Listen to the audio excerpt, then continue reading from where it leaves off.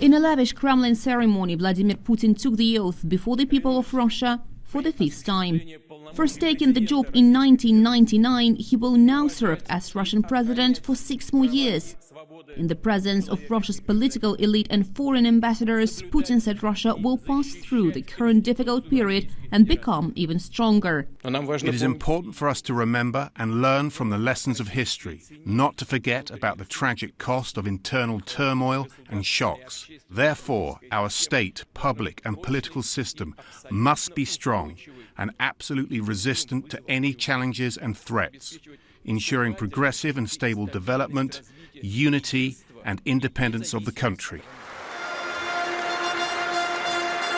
In the March election, Putin received a record 87% of the vote, with an impressive 77% of Russians casting ballots.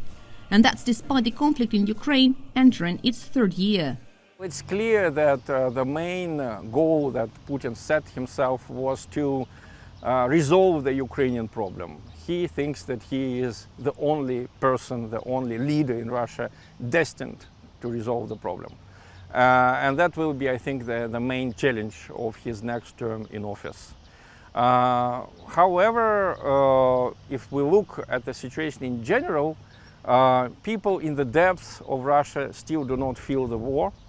They feel themselves better than in the 90s, better than in the 2000s. Their standard of living is not falling.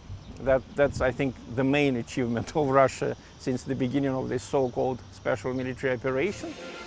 In his speech, Putin said Moscow is open for dialogue with the West, but on equal terms.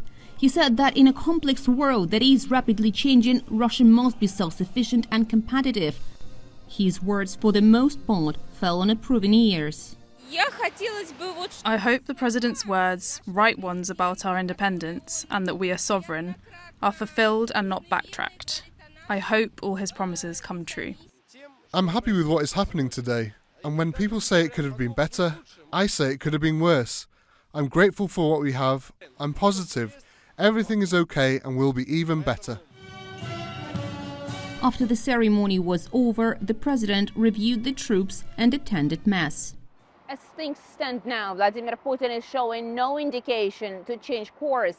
The priorities of this presidential term being a successful end to the conflict in Ukraine, coupled with a stronger economic outlook, and from there, perhaps even a sixth term, as the constitution changed in 2020 allows Vladimir Putin to run for further 6 years, starting in 2030.